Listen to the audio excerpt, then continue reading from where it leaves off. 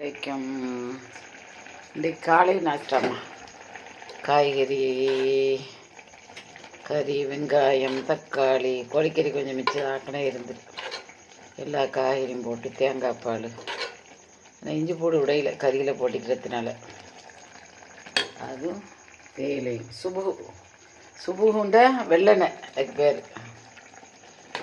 சுபுகுண்ட எல்லாருக்கும் விளங்குமா என்னமோ தெரியலையம்மா.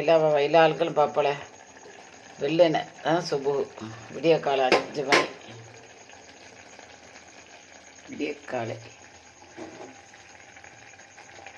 டீயும் இஞ்சி, ஏலக்காய், மிளகு போட்ட டீ.